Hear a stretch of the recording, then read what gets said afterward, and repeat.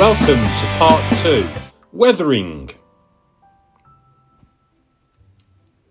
Check out part 1 where we painted the half track. I assumed wooden benches, so here I'm using burnt sienna oil paint to make that sort of pine effect. And here I'm removing it with a cotton bud to get the excess off. Now I want to seal everything with some gloss coat. I'll put a link to my playlist for figures in the description so you can see how I generally go. Here I'm using a DAC enamel panel liner. The gloss coat really helps the flow of the liner to go around and make items pop and be more visually interesting.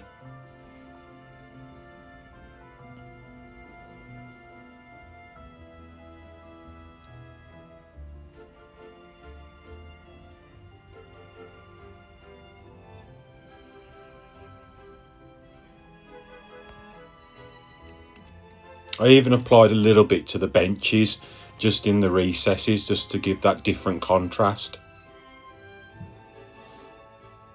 And then of course, once it's dry, you have to sort of remove it. I'm using a cotton bud to do that.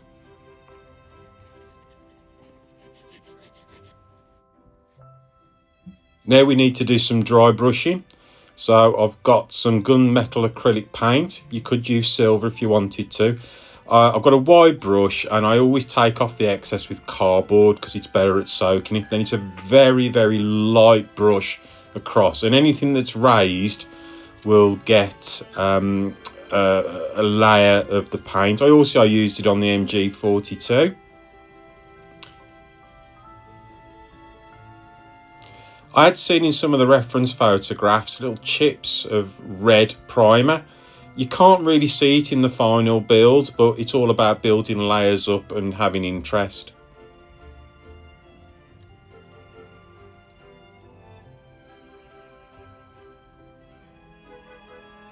This is the driver.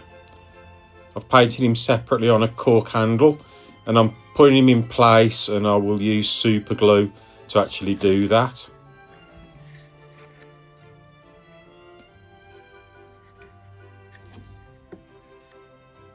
I also use the super glue to start assembling the interior.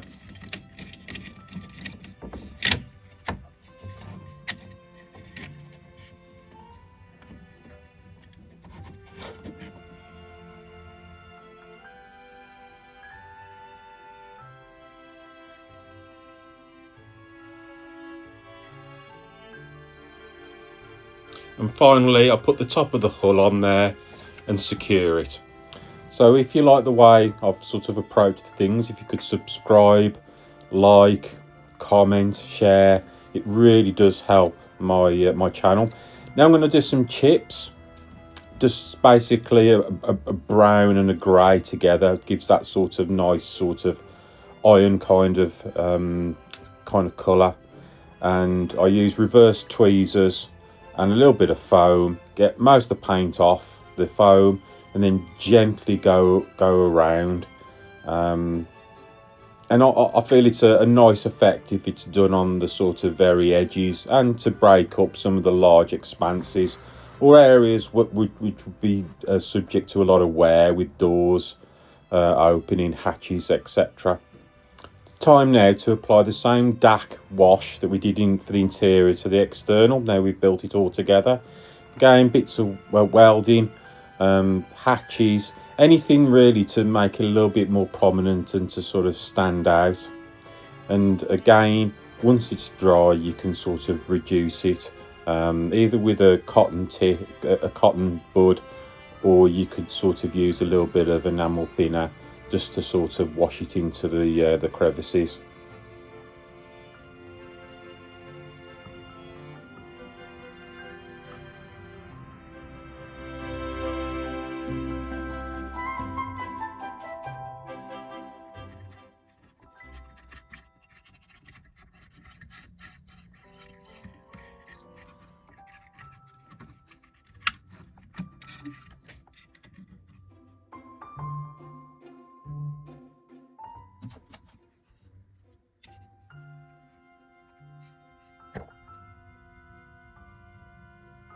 Here we're going to sort of look at doing some more oil work.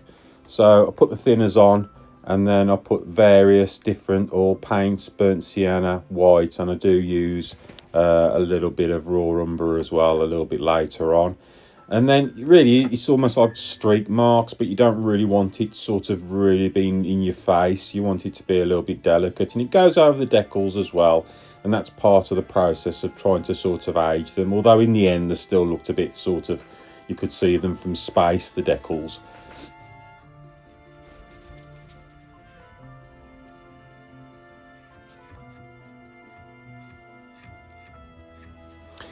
But really, do as much or as little as you want with this. You could repeat the different processes. You'll see that I've done that with the burnt sienna.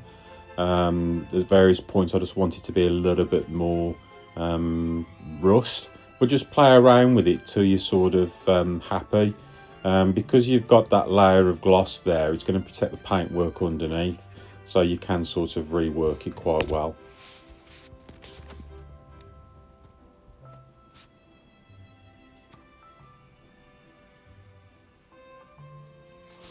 Now we're going to just finish off the tracks. With that, I'm just going to use some pigment and a silicone brush, which is better than probably using your finger. And then really all I'm doing is just dragging it over the high hair areas of the tracks, and it acts a little bit like dry brushing, but I quite like the finish it sort of gives me. And just as a little extra really, where the cog teeth are, just putting a little bit of steel or gunmetal paint over them, just to show that they would have been worn and the paint would have disappeared. Then I fit the tracks with super glue, and then it's ready to do the pigment work. I use VMS a lot. I really like VMS. This is textured pigment. You can see the TEX. Super simple to use, and you can revisit it over a couple of hours period, and it does go rock hard. It's not like normal pigments that sort of seem to just over the years just keep sort of bits coming off. This goes rock hard. So you put it with some binder first, and you can make it as thick or as weak as you want. I wanted it to be more of sort of a dusty kind of film, so mine was quite watery, quite wet. And then you just apply it, and then I'm speckling. So make sure you got most of this stuff off the brush, and I'm just using a cocktail stick to show little splatters. And again, it's just adding that little bit of texture, and it goes over the decals, and it looks a really nice effect for the amount of effort you're sort of putting in. So once it's on, you use a hair dryer to actually dry it out quite quickly, over the matter of a minute or so. You just got to be careful doing it on the tracks, because if you get too hot, it will shrink the tracks. And you can see I haven't done anything with it yet, and it's not a bad finish, but you can rework this stuff with the universal carrier. So I'm going to show you just on the tyres really. I just wanted to remove some of them. Really, I should have gone in with a brush first, and then maybe use the cotton tip, but I'll put it straight onto the cotton tip, which I don't know if it's the best way of doing it. But you can sort of remove it, and when it dries, it'll leave a film on it, which and the dirt will be in the recesses there. Next, I just wanted to do a little bit of light rust in the suspension of the half track in the leaf springs. There's loads of bits, so it took ages to sort of paint some of these, and then you can start putting them together and arranging them the way you'd like it. As you can see, I've made a strap there for the gun, the rifle, and then I'm going to seal it all with a matte coat this time.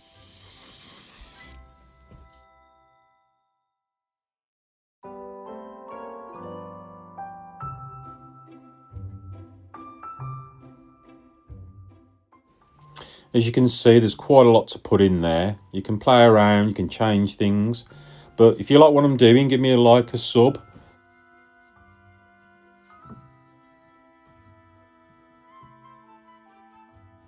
I use some Tamiya tape. just to show the straps and they're not sort of floating in the air. Here I've cut one of the tracks up for the spare tracks that are on the front of the vehicle to show them as if they're hanging down and not in a flat line, because I used some wires. It's just normal wires out of a bit of an electrical circuit. So then I just paint them grey, brown, something like that.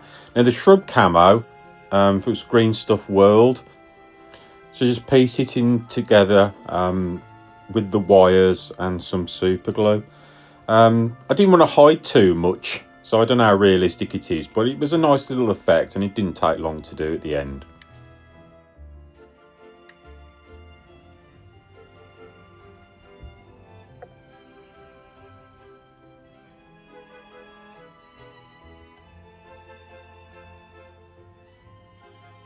I'll put my figures playlist in the description so you can have a look at other kits I've done and how I've actually done the figures. It might give you some ideas.